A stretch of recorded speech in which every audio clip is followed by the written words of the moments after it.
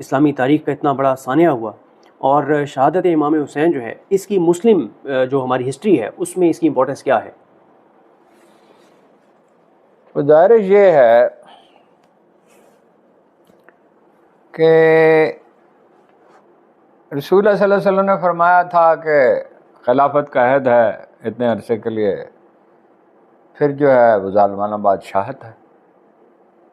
تو جناب عمر فاروق اعظم کی ابھی زندہ تھے، ایک امویوں نے شروع کر دی تھی، ویسے تو رسول اللہ صلی اللہ علیہ وسلم کے وصال کے بعد ہی کوشش امویوں نے کی تھی، تو جناب علی کرم اللہ وجہ نے ڈانٹ دیا بہت بری طرح، حالانکہ جن لوگوں نے کہا تھا وہ تو عمر میں ان سے بہت بڑے تھے، ڈانٹ دیا اور انہیں دشمن خدا کہا، بہت سخت الفاظ استعمال کیے۔ تو وہ پھر اپنا جو ہے جناب علی کرم اللہ وجہ جب تشریف لائے، اور ظاہر ہے کہ جناب پتہ نہیں، بعض لوگ کہتے ہیں کہ وہ خلیفہ بنے، مجھے تو حیرت ہے اس بات پہ۔ جناب علی کرم اللہ وجہ تو ان کا حال تو یہ تھا کہ فرماتے تھے سور کی ہڈی کی مانند دنیا کوڑیوں کے ہاتھ میں، انہیں دنیا سے کیا دلچسپی تھی، انہوں نے اقتدار سے کیا غرض تھی۔ البتہ یہ تھا کہ بھائی وہ مشورہ انہوں نے جناب ابوبکر صدیق سے کہا کہ ہم سے مشورہ کیا ہوتا، تو وہ آپ کو تو پتہ ہے سقیفہ بنو سعدہ میں تو وہ تو سچویشن اچانک ایسی ہو گئی کہ انصار نے سمجھا ہمارا شہر ہے، ہماری جگہ ہے، ہم لوگ کثرت سے ہیں، ہم نے جناب رسالت مآب صلی اللہ علیہ وسلم کے ساتھ پیمان کیا، عہد وفا کیا، اسے نبھایا، تو ہم میں سے ہوگا۔ ان کے ذہن میں یہ تھا، اور کوئی فطری ہے، ایسا ہی ہوتا ہے کہ ہم میں سے ہوگا۔ وہ تو انہیں بتایا گیا کہ رسول اللہ صلی اللہ علیہ وسلم نے فرمایا ہے کہ قریش کے سوا کسی میں سے نہیں ہو سکتا، لوگ قبول نہیں کریں گے۔ بھائی کہاں کعبہ کے متولی اور ہمیشہ سے زمانوں سے، اور کہاں انصار، اور حالانکہ آپ نے انصار کے بارے میں وصیت کی تھی کہ ان کا خیال رکھنا، ہاں جی، آپ کو بہت عزیز تھے۔ تو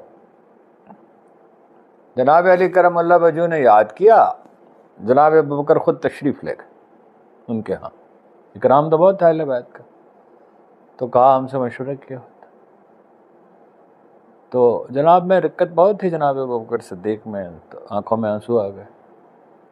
کہنے کو وہ بات پوری کہہ سکتے تھے، جہاں تک میں نے پڑھا ہے، وہ تھوڑا بہت تو پڑھتا ہی رہتا ہوں، کہنے کو وہ کہہ سکتے تھے کہ میں کوئی امیدوار تھا یا میں نے کوئی خواہش کی تھی، مگر آنکھوں میں آنسو بار۔ پھر آپ نے بیعت کر لی، آپ کو سیدہ فاطمہ الزہرا جب تشریف لے گئیں، وہ باغ فدق کا مسئلہ تھا، اس پہ آپ کی خاتون جنت کی رائے یہ تھی کہ یہ ہمارا حق ہے، مگر اصحاب نے یہ کہا کہ پیغمبر کا ورثہ نہیں ہوتا۔ اب یہ تو ایک مطلب نقطہ نظر کی بات ہے، اور امام کی حیثیت سے ان کی جو جانشین رسول تھے، انہیں کہا ہی جانشین رسول کہا جاتا، خلیفۃ الرسول کہتے ہیں، امیر المومنین نہیں کہتے تھے آپ کو۔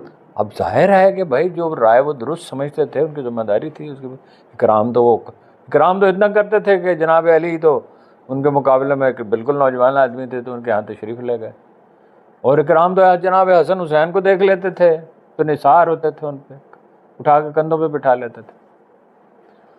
اب خیر وہ جناب علی کرم اللہ وجہ کو آپ کو پتہ ہے کہ انہوں نے بیعت کرنے سے انکار کر دیا امیر معاویہ نے۔ انحراف اصل میں ذہنی اور علمی ہوتا ہے۔ جب میں ذہنی طور پہ فرض کیجئے آپ مجھے قبول نہیں کرتے یا میں آپ کو قبول نہیں کرتا، عملی انحراف اس کے بعد ہوتا ہے۔ اقتدار کی خواہش تو بنی امیہ میں تھی، اور جناب رسالت مآب کے فوراً بعد سے یہ انحراف تھا۔ امیر المومنین تو تھے جناب حسن۔ لوگوں نے پوچھا، دیکھیے جناب علی بن عثمان حجویری نے، جو مسلم تاریخ کے عظیم ترین اسکالرز میں سے کہ جنہیں ہم داتا گنج بخش کہتے ہیں عرف عام میں، انہوں نے جناب امام حسن کے ساتھ لفظ امیر المومنین استعمال کیا، بس اتنا ہی لکھا امیر المومنین امام حسن، وہ مختصر سا عرصہ تھا۔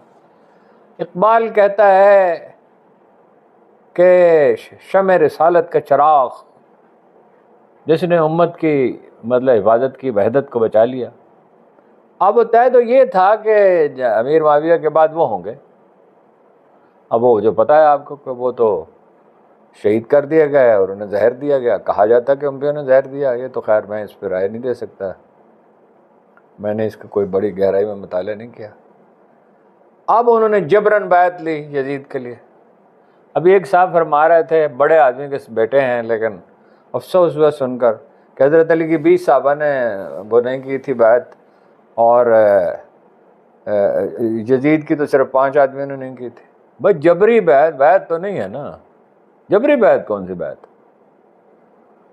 جبری بیعت تو بھائی ایک قسم کا ماشاء اللہ ہے، ہاں، بلکہ بہت سے بھی بدتر ہے، ظلم و ستم کیے گئے۔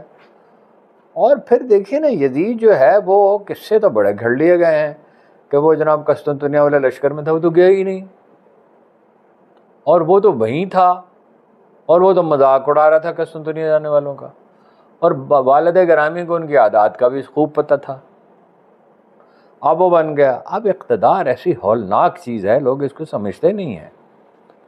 اقتدار کی خواہش اگر جنم لے جائے کسی کھوپڑی میں، جب یہ پیدا ہو جاتی ہے، اس کے بعد عقل کا کوئی کام نہیں ہے اس میں، اس کے بعد اصول کوئی باقی نہیں بچتا۔ امام شافعی رحمۃ اللہ علیہ نے فرمایا، میں یہ مان سکتا ہوں کہ کسی نے کوئی بادانوشی کا مرتکب ہوا ہو، وہ ہوش میں ہو، میں یہ نہیں مان سکتا کہ کوئی آدمی اقتدار میں ہو اور وہ اس کے باوجود ہوش قائم رہے۔ کب بادشاہوں کا ہوش کہاں قائم رہتا ہے؟ کسی بادشاہ کو آپ نے ہوش میں دیکھا ہے کبھی؟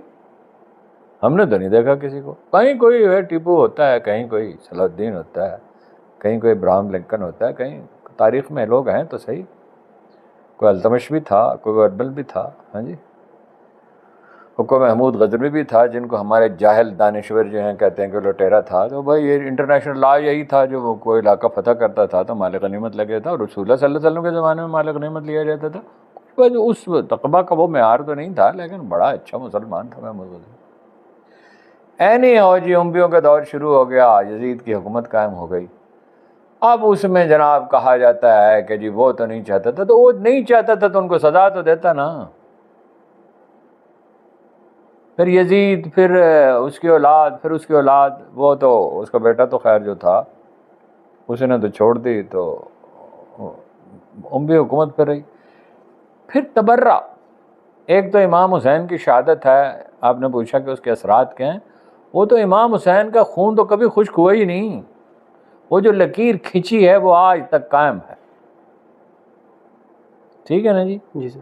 مولانا مودودی سے کسی نے پوچھا، سید ابو العلا مودودی سے، کہ جب باقیہ صاحب نے بیعت کر لی تھی تو جناب حسین نے کیوں نہیں کی؟ جناب حسین، امام حسین نے کیوں نہیں کی؟ انہوں نے کہا جب امام حسین نے نہیں کی تھی تو باقیوں نے کیوں کی؟ جبرن کی نا۔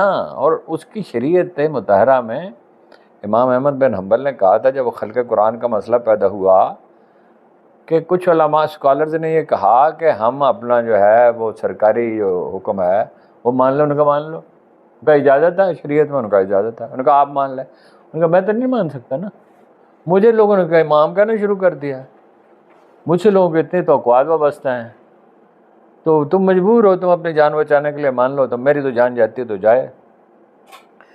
دیکھیے یہ جو سانحہ ہے نا، یہ ایسا سانحہ ہوا ہے کہ اس کے اثرات قیامت تک باقی رہیں گے۔ وہ جناب مہدی تشریف لائیں گے اور جناب عیسیٰ علیہ السلام تشریف لائیں گے تو تبھی ختم ہو گئے، اس سے پہلے نہیں ختم ہو گئے۔ کیونکہ یہ ہم دیکھ رہے ہیں نا سوشل میڈیا پہ، یار نہ کرو یار، ہم پروگرام کر رہے ہیں، آپ مسلسل تنگ کر رہے ہیں یار، ہاں جی، یہ ایڈٹ کر لیں گے یہاں سے، نہ کریں یار، کیا کر رہے ہیں یار، پڑھے لکھے لوگ، سمجھدار لوگ ہیں آپ۔ اچھا وہ اپنا جو ہے، دیکھیے اس طرح نہیں تھا، سچویشن یہ نہیں تھی، 400-500 سال پہلے زیادہ بگاڑ شروع ہوا۔ جناب امام جعفر صادق کہتے ہیں ہمارے 4 امام ہیں، ہمارے 5 امام ہیں، یعنی فقہا، ویسے تو امام 12 امام ہیں، اور وہ 12 امام جو ہیں جو اپنا امام زین العابدین سے لے کے آخری امام تک، تو اہل سنت کے بھی امام ہیں نا، علم ان میں، تقویٰ ان میں۔ امام ابو حنیفہ کہتے تھے امام جعفر صادق کے بارے میں، نہ ایسا ہم نے متقی دیکھا نہ صاحب علم دیکھا، تو تیسری تو کوئی چیز ہوتی ہی نہیں ہے، یا تقویٰ ہے یا علم ہے۔ اور فقہ جعفریہ جو ہے وہ تو فقہ حنفی میں، اس میں کوئی بہت فرق تو نہیں ہے، بعض جگہ پہ فرق ہے، لیکن وہ تو اہل علم میں ہوتا ہی ہے۔ جی سر۔ اب یہ دیکھیے 400-500 سال پہلے کیا ہوتا ہے کہ اسماعیل صفوی نے وہاں اپنا ایران میں کیا، دیوانہ آدمی تھا، حجاز پہ بھی قبضہ کرنا چاہتا تھا، ترکوں سے بھی لڑا، اور وہ اپنا شیبانی خان سے بھی لڑا. اور شیبانی خان اتنا بڑا جنرل تھا کہ اس نے ظہیر الدین بابر کو 2 دفعہ تاشکند سے نکال دیا تھا، سمرقند سے، تو اس کو مار ڈالا. وہ اس کا پھر بر صغیر میں جناب سلسلہ شروع. بس بر صغیر میں جو فقہ جعفریہ کے ماننے والے، ان کا کیا تعلق تھا اسماعیل صفی کے فیصلوں سے؟ پھر یہاں جناب بڑے بڑے لوگوں نے، میں نام نہیں لینا چاہتا، کوئی ایسی بات نہیں کہنی چاہیے جس سے فتنہ پیدا ہو، کہ انہوں نے نہ کہا شیعوں کے قتل کا فتویٰ دے دیا، پھر واپس بھی لیا. کچھ لوگ ایسے پیدا ہو گئے کہ جن کو دنیا کی کوئی چیز یاد نہیں سوائے اپنا اس مکتب فکر کی مخالفت کے. ادھر یہ ذاکر ہیں، یہ فتنہ پھیلاتے ہیں، خود جو ممتاز شیعہ علماء ہیں وہ نالاں ہیں ان سے. ادھر وہ جو کچھ لوگ ہیں وہ جیسے محرم شروع ہوتا ہے ویسے تو سارے سال ہی لگے رہتے ہیں، وہ ایسے نقطے نکالے. آپ سے عرض کیا کہ 20 آدمی، وہ جناب وہ جاوید غامدی کہتا ہے، آدمی حیرت زدہ رہ جاتا ہے. تعصب اتنی بری چیز ہے کہ امیر معاویہ کے سامنے کوئی راستہ ہی نہیں تھا سوائے ملوکیت. 2 راستہ تھے، یا ملوکیت تھی یا انارکی تھی. امیر معاویہ کے سامنے تو سیدھا راستہ تھا، بیعت کرتا جناب علی کرم اللہ وجہ کی. جناب علی کرم اللہ وجہ کے مرتبہ مقام اور استحقاق میں، اور وہ کوئی انہوں نے بھیک میں ملی تھی، انہوں نے کوئی کوشش کی تھی، انہوں نے کوئی جبرن حکومت، لوگ ان پہ اپنا جو ہے جمع ہو گئے سارے. تو دیکھیے، میں نے شیعہ مکتب فکر میں ایسے لوگ دیکھے ہیں کہ جن کے زہد پہ، جن کے تقوی پہ آدمی دنگ رہ جاتا ہے. میں بڑے بڑے لوگوں کی بات نہیں کر رہا، میں آیت اللہ سیستانی کی بات نہیں کر رہا، میں خمینی کی بات نہیں کر رہا. عقائد کی بحث الگ ہے نا. میں نے عام لوگ ان میں دیکھے ہیں، بعض لوگ امانت دار، صداقت شعار، تلاوت کرنے والے، نمازیں پڑھنے والے. او بھائی، بچپن سے ایک آدمی کو ایک بات سکھائی جاتی ہے. ایک دوست سے میں نے، بہت ہی صاف ستھرے آدمی، آج کہا کہ جب جناب علی کرم اللہ آپ 2 نمازیں ملا کے کیوں پڑھتے ہیں؟ ویسے تو رسول اللہ نے پڑھی ہیں 2 نمازیں ملا کے. انہوں نے کہا ہمارے علماء کہتے ہیں. میں نے کہا علماء کو چھوڑا. امام جعفر صادق نے کہا. انہوں نے کہا مجھے نہیں پتا. میں نے کہا جناب علی کرم اللہ وجہ تو انہوں نے مجھے خود بتایا تھا کہ 5 نمازیں پڑھے تھے.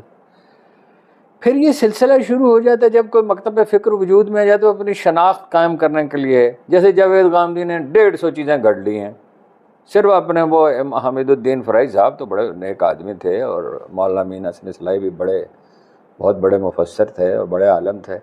150 چیزیں گھڑ لی ہیں کہ بھائی اپنا یہ ایک مکتب فکر جو ہے اس کو اجاگر کر رہا ہے. اب یہاں پہ جو ہے آپ کو پتہ ہی ہے، پھر نوبت سپاہی صحابہ تک پہنچی. اب یہ جو لوگ تھے ایک خاص مکتب فکر، میں نام نہیں لینا چاہتا کوئی فتنہ پیدا نہ ہو. یہ 1857 میں ایک گروہ نے لکھنؤ پہ قبضہ کیا اور شیعوں کا قتل عام کیا. اس کا کیا مطلب ہے؟ جنگ تو انگریزوں کے خلاف لڑی جانی ہے. ان میں اقتدار کی خواہش اورنگزیب کے زمانے سے پیدا ہو چکی تھی، اور بلکہ اس سے بھی پہلے پیدا ہو چکی تھی. اور یہ ان کے اپنا سیل ہیں. آپ کو پتہ ہی ہے ٹی ٹی پی کے لوگ کون ہیں. نہیں، عام اس مکتب فکر کے جو لوگ ہیں اتنے ہی محب وطن ہیں جتنے باقی لوگ ہیں، اور اتنے ہی اچھے ہیں، یا اچھے ہو سکتے ہیں، یا اتنے ہی مطلب ناقص ہو سکتے ہیں اپنے کردار میں. کردار کا تعلق تو فرد سے ہوتا ہے، مکتب فکر سے نہیں ہوتا، علاقے سے نہیں ہوتا، نسل سے نہیں ہوتا، زبان سے نہیں ہوتا. بہرحال دیکھیے نا، جناب امام حسین کی جو شہادت ہے، ایک اس کی انفرادیت اور بھی ہے. قرآن مجید کہتا ہے وَنَبْلُوَنَّكُمْ بِشَيْءٍ مِّنَ الْخَوْفِ وَالْجُوعِ وَنَقْصٍ مِّنَ الْأَمْوَالِ وَالْأَنفُسِ وَالثَّمَرَاتِ. ہم تمہیں آزمائیں گے کچھ خوف سے، کچھ بھوک سے، کچھ جانوں کے نقصان سے، کچھ باغوں کی بربادی سے. کربلا میں ساری آزمائشیں ایک ساتھ اتری. ایک طرف 31,000 لوگ تھے جو مستند مورخ کہتے ہیں، ایک طرف یہ 109 آدمی تھے، 72 نہیں تھے. وہ جو لشکر یزید تھا، یا جو اس کا جو بھی لشکر کا نام دیں، اس میں سے بھی کچھ لوگ جو ہیں صرف حر تنہا نہیں آئے تھے، بعض اور لوگ بھی آئے. پھر جس طرح لے جایا گیا انہیں دمشق، پھر جو کچھ جناب امام زین العابدین سے لے کے تو امام رضا تک جو کچھ ہوتا رہا، یہ بڑا دردناک باب ہے تاریخ کا۔ میں تو سادہ الفاظ میں یہ کہتا ہوں، اگر یہ گستاخی ہے تو مجھے معاف فرمائیں، جو میری سمجھ میں آیا۔ اہل تشیع نے اصحاب کرام سے بے نیاز ہو گئے، جو رسول اللہ کی کمائی تھی عمر بھر کی، اور رسول اللہ کی کمائی کوئی معمولی کمائی تو تاریخ انسانی میں ایسی تو کمائی کسی کی نہیں تھی، ہاں جی، رحمت اللہ للعالمین تھے، اور دانائی جو ان میں ہو سکتی، جو فراست آپ کی تھی، وہ اس کے قریب بھی نہیں کوئی، کسی ان کا کسی سے موازنہ ہی نہیں ہو سکتا۔ ان کے ساتھ نام لیا جاتا ہے جناب ابراہیم علیہ السلام کا درود میں، وہ خلیل اللہ، اللہ کے دوست، اندازہ لگائیں نا ان کا مرتبہ کیا تھا۔ تو اتنا نہیں تھا، وہ جناب امام جعفر صادق نے کہا کہ جناب ابو بکر صدیق، ان کا ذکر کیا، کسی نے کہا آپ انہیں صدیق کہتے ہیں؟ انہوں نے کہا ابو بکر صدیق تھے، ابو بکر صدیق تھے، ابو بکر صدیق تھے، اور جو انہیں صدیق نہیں سمجھتا وہ زندیق۔ شادی بیاہ ہوتے تھے، اور نام ابھی اب کچھ عرصہ شجاعت حسین، وہ نام جو ہے مہر علی شاہ، بھائی یہ نام رکھے جاتے اور رکھے جانے چاہیے، رکھے جاتے کیا تھے، رکھے جانے چاہیے۔ حسین ہمارے امام نہیں ہیں، جناب حسن ہمارے امام نہیں ہیں، جناب علی کرم اللہ وجہ یہ فضیلت ہم نہیں مانتے ان کا مقام، اور باقی جو روز آخرت جو فضیلت ہے وہ تو اللہ نے طے کرنی ہے، ہم کون ہیں طے کرنے والے، ٹھیک ہے نا جی۔ اب یہ ذاکر اپنا رلاتے ہیں لوگوں کو، ایک پیشہ ہے، اور کچھ لوگوں کا پیشہ ہے ان کے مخالفت کر کے۔ جہاں تک تو علمی بحث کا تعلق ہے تو اس کو علمی بحث ہونے چاہیے۔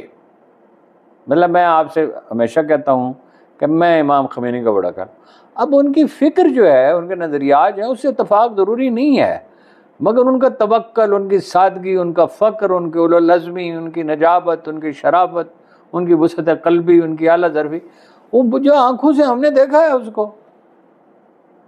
سادگی کی حد یہ ہے کہ کیبنٹ کو بلایا تو 120 تومان اس پہ خرچ ہوئے کھانے پہ، نان، اور وہ کیا، وہ ہم تو سیخ کباب کہتے ہیں، وہ پتہ نہیں کیا کہتے ہیں اس کو، چلو کباب، 1.5 سال۔ اپنا آیت اللہ سیستانی جو ہیں، پوپ نے ملنا چاہا تو انہوں نے نظر اٹھا کے بھی نہیں دیکھا، پوپ کو جانا پڑا ان کے پاس، حالانکہ پوپ تو نہیں جاتا کسی کے پاس۔ اب یہ جو فتنہ ہے بھائی، بحث کرنی ہے کہ تو علمی طریقے سے کرو، دلیل سے کرو، اس وقت کرو جب دوسرے سننے کے لیے تیار ہو۔ اب جو ہے یہ کچھ لوگوں کا ذریعہ رزق ہے، کچھ کے لیے تعصب پھیلانے کا باعث ہے، اور بعض لوگ شیعہ عالم بھی اور ذاکر بھی ایسی گفتگو کرتے ہیں، ایسی گفتگو کرتے ہیں۔ وہ ایک صاحب کہہ رہے تھے کہ ہم جناب علی کو انبیاء کے برابر نہیں سمجھتے، ان سے برتر مانتے ہیں۔ اللہ کا بندہ، جناب علی کی جو فضیلت ہے اس سے انکار کرنے والا تو جاہل ہی ہوگا، لیکن جو ان کی فضیلت ہے وہ ہمیں، اور رسول اللہ صلی اللہ علیہ وسلم کے ارشادات گرامی واضح ہیں ان کے بارے میں، جو میرے دوست ہے وہ علی کے دوست ہے، ہاں بالکل ٹھیک ہے۔ تو بس یہ جو ہے جب تعصب دل میں گھر کر لیتا ہے تو بس پھر جو مرضی کہتے رہیں، پھر کیا ہو سکتا ہے۔ سر یہ بتائیں کہ ایک آج کل کلپ بھی وائرل ہے دوبارہ عمران خان صاحب کا، جس میں وہ کہتے ہیں کہ اس وقت کے جو مسلمان تھے وہ یزید سے اتنے خوفزدہ تھے کہ انہوں نے اتنا بڑا سانحہ ہونے دیا، اور جس طرح سے امام حسین کے ساتھ مسلمانوں کو کیا پتہ تھا، وہ تو کوفہ میں اس وقت کوئی ٹیلی فون ہوتے تھے، کوئی ٹیلی ویژن ہوتا تھا، کوئی ریڈیو ہوتا تھا، وہ تو امیر معاویہ کے زمانے میں ہی صورتحال تو خراب ہو گئی۔ اب جو ہے کوفہ کے بارے میں تاریخ کچھ اور بتاتی ہے، وہاں تو یہی سمجھے نا کرفیو لگا ہوا ہے، اتنی بڑی فوج ہے، بعض لوگ تو کہتے ہیں 1 لاکھ فوج تھی، یعنی کربلا میں 31,000 منیمم بتائی جاتی ہے، تو کوفہ کتنا بڑا شہر ہوگا، اس میں کتنے لوگ ہوں گے؟ تو انسانی فطرت ہے، اصحاب نے بیعت کی ہے، مجبوری سے کی۔ دیکھیں نا مکہ میں جن لوگوں پہ بہت تشدد ہوا، ان کو رسول اللہ نے اجازت دی کہ بھائی تم اپنا کہہ دو کہ بھائی ہم مسلمان نہیں ہیں۔ ان میں بڑے جلیل القدر لوگ تھے 1 یا 2 واقعات ہیں میرے خیال۔ تو کیا آپ نے کہا تھا کہ اس وقت مسلمانوں نہیں خوفزدہ ہو گیا، خوفزدہ تو کوئی بھی خوفزدہ ہو سکتا ہے، ہاں جناب ابو بکر صدیق نے نہیں کہا، سے نہیں کہا رسول اللہ صلی اللہ علیہ وسلم نے غار میں، لا تحزن ان اللہ معنا، جہاں تک مجھے یاد پڑتا ہے، اللہ نہ کرے کہ مجھ سے کوئی غلطی ہو جائے، غم نہ کرو، اللہ ہمارے ساتھ ہے۔ راستے میں جو ملتا تھا تو جناب ابو بکر ارشاد کرتے تھے کہ وہ لوگ پوچھتے تھے یہ کون ہے، تو کہتے تھے یہ میرے ہادی ہیں، رہنما ہیں، مطلب یہ ہے کہ مجھے راستہ دکھاتے ہیں۔ بھائی احتیاط تو کی جاتی ہے، رسول اللہ صلی اللہ علیہ وسلم نے اتنا التزام کیا، باہر لوگ کھڑے ہوئے تھے اور جناب علی کرم اللہ وجہ کو اپنے بستر پہ سلایا تاکہ وہ یہی سمجھیں کہ ہاں وہ موجود ہیں، ہم انتے ان کے سپرد کے۔ جناب رسول اللہ صلی اللہ علیہ وسلم گھر سے باہر نکلے، گلی میں تشریف لائے، فرمایا کہ کوئی یہاں پہرا دیتا، پہرے کا بندوبست کیا۔ وہ تو انسانی فطرت ہے۔ عمران خان صاحب کے ان موضوعات پہ زیادہ بات ہے، ہمیں بھی نہیں زیادہ بات کرنی چاہیے، لیکن وہ یہ 10 محرم آتا ہے، ایک تو محرم میں یہ ویسے ہی موضوع زیر بحث رہتا ہے، ادروائز بھی رہتا ہے۔ میں نے رات سیدہ خاتون جنت سیدہ فاطمہ الزہرا کے بارے میں کچھ پڑھ رہا تھا، سویرے بھی کچھ پڑھا، تو جمعے پہ گیا تو ہمارے امام جو ہیں مسجد کے وہ ان کا ذکر کر رہے تھے، میرا دل تو ٹھکانے پر نہیں تھا۔ میں نے اس وقت سوچا میں ایک پروگرام کرتا ہوں، لیکن پھر میں نے سوچا کہ بھائی اس وقت تو میری حالت اچھی نہیں ہے۔ دیکھیں نا، جناب رسالت میں آپ تشریف لے جا رہے ہیں، سیدہ فاطمہ الزہرا تشریف فرما ہیں اور فرما رہے ہیں، اتنی حساس ان کی طبیعت تھی، اتنی باپ سے محبت تھی، تاریخ انسانی میں کسی بیٹی نے باپ سے ایسی محبت نہیں کی۔ کہا جاتا تھا ام ابیہا، اپنے باپ کی ماں، ہاں جی، اپنے والد گرامی کی، یعنی ماں جیسی محبت کرتی ہے۔ کہا ہے میرے باپ کا کرب، ہائے میرے باپ کا دکھ، اس معنی کے الفاظ کہے۔ آپ نے فرمایا آج کے بعد تیرے باپ کا کوئی دکھ نہیں ہوگا۔ پھر یہ ان کو بشارت دی، یہ بشارت ہی تھی کہ سب سے پہلے آپ مجھ سے آپ ملو، تم مجھ سے آپ ملو گی۔ تو کیا زندگی گزاری ہے سیدہ، چکی پیستے ہوئے گزاری نا جی، چکی پیستے ہوئے زندگی گزار دی۔ تو جناب نے کیا زندگی میں کون سا دن ہے، وہ ایک عالم دین فرما رہے تھے علماء کا بھی کوئی حال نہیں ہے، رسول اللہ صلی اللہ علیہ وسلم بہت غریب، تو رسول اللہ نے 100 اونٹوں کی قربانی دی تھی، 1400 سال میں کسی نے 100 اونٹ وہاں قربان نہیں کی۔ بس دنیا میں دل نہیں لگایا، دنیا پردہ لٹکا دیا۔ سیدہ عائشہ صدیقہ نے، آپ نے فرمایا ہمارے لیے نہیں ہے، کو ممانعت تو نہیں ہے پردہ لٹکانے کی، فرمایا ہمارے لیے نہیں ہے۔ جناب عمر فاروق اعظم تشریف لے گئے دمشق، یہ شاید بیت المقدس میں، میرا خیال دمشق میں، تو جناب ابو عبیدہ بن جراح سے کہا، ان کے کمرے میں گئے، ان کا بے حد اکرام کرتے تھے، اور ہمیشہ فرماتے تھے اگر وہ زندہ ہوتے تو میں انہیں بناتا، اپنا جانشین بناتا۔ تو ان کا دیکھا ایک پیالہ، ایک بچھونا، ایک تلوار، ایک ڈھال، فرمایا رسول اللہ کے بعد ہم سب تھوڑے تھوڑے بدل گئے، آپ نہیں بدلے۔ یہ لوگ تھے بھائی، یہ لوگ تھے۔ اب ایک مکتب فکر اصحاب سے بے نیاز ہو گیا، ایک اہل بیت سے بے نیاز ہو گیا۔ اکثر سر آپ حضرت بلال کا واقعہ سناتے ہیں کہ جب وہ مدینہ آئے اور انہیں اذان کا کہا گیا تو پھر امام، تو مشہور واقعہ تھا نا کہ مدینہ وہ جب رسول اللہ صلی اللہ علیہ وسلم تشریف لے، آپ کی عادت تھی جناب بلال کی، دیکھیے بلال جو ہیں وہ کوئی معمولی ہستی نہیں ہے، حضرت عمر فاروق اعظم انہیں ہمارے سردار کہہ کے بلاتے تھے۔ دیکھیں نا، غلام کا اسلام قبول کرنا، سڑکوں پہ گھسیٹا جانا، مکہ کی سڑکیں، یہ تارکول والی سڑک پہ گھسیٹیں تو آدمی کا کیا حال ہوگا، تو وہ وہاں تارکول تو نہیں بچھی ہوئی تھی، اور لو سے بھری ہوئی گلیوں میں، تو وہ اپنا جناب جب اذان دیتے تھے تو فرماتے اشہد ان محمد رسول اللہ، تو ان کی طرف انگلی سے اشارہ کرتے، اب وہ تھے نہیں، ان کے لیے تو وہی کل کائنات تھی۔ تو جناب ابو بکر صدیق نے کہا میرے بڑھاپے پہ رحم کرو، چلے گئے، تشریف لائے، رسول اللہ نے یاد فرمایا، خواب میں دیکھا ان کو، تشریف لائے، اذان دینے سے انکار کر دیا۔ پھر لوگوں نے جناب حسن سے کہا، جناب حسین سے کہا، اب ان کی بات کون ٹال سکتا تھا؟ لوگوں کو اندازہ ہی نہیں ہے کہ ان کا کتنا اکرام کیا جاتا تھا، ہاں جی، سبھی کرتے تھے ان کا اکرام، اس میں کوئی اختلاف رائے کا۔ جناب عمر فاروق اعظم سے عبداللہ بن عمر نے کہا، ان کے صاحبزادے نے جب چھوٹے تھے، کہ یہ کہتے ہیں کہ ایک تو یہ کہا کہ ان کا وظیفہ جو ہے کیوں زیادہ ہے، جناب حسین کا وظیفہ حضرت علی کے برابر تھا۔ انہوں نے کہا جانے پدر یعنی عربی میں تو جو کہا ہوگا یعنی اس کا مفہوم یہی ہے، جانے پدر اس لیے کہ اس کی ماں تیری ماں سے افضل ہے، اس کا باپ تیرے باپ سے افضل ہے۔ تو وہ اذان دی اور مدینہ کے لوگ جو ہے آہو بکا کرتے ہوئے نکل آئے۔